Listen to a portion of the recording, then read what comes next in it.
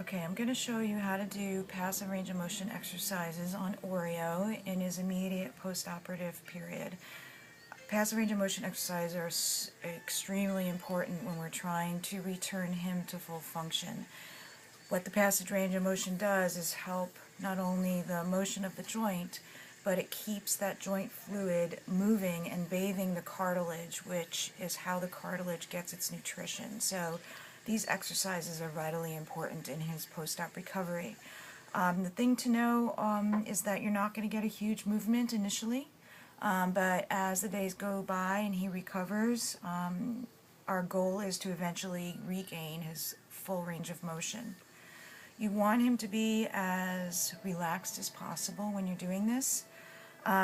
Since he's going to be restricted in his exercise, what we're going to be doing to warm up his muscles before we do this is some light massage on his limb. So there's muscle in the front here, and there's muscle back here, all the way down the back of his leg. So what we're going to do is very lightly apply pressure along the fibers of the muscle. You don't want to do cross friction, we just want to do gentle strokes along the muscles, and also in the front. And these are his quadriceps here. These are going to play a very important role in his recovery because his surgery was along the front of his leg. Also, doing some massage on his lumbar muscles also helps.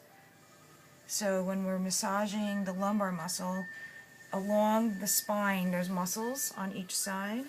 So basically what I'm going to do is just very light circles, kind of loosen up his lumbar muscles on each side. And he actually really likes this. So a rule of thumb is you don't want to press your finger so hard it blanches. That's too much pressure. This should be enjoyable to him.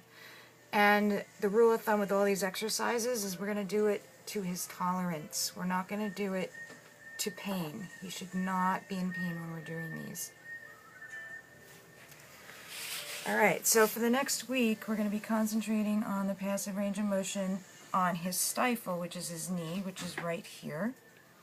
So his kneecap's right here, so this is where he had his surgery.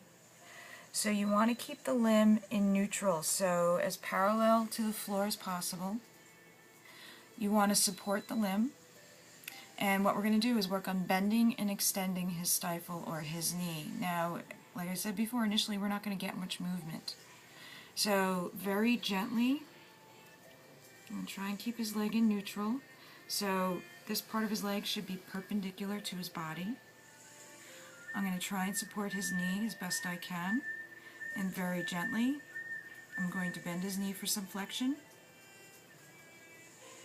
And then I'm going to straighten his leg for extension.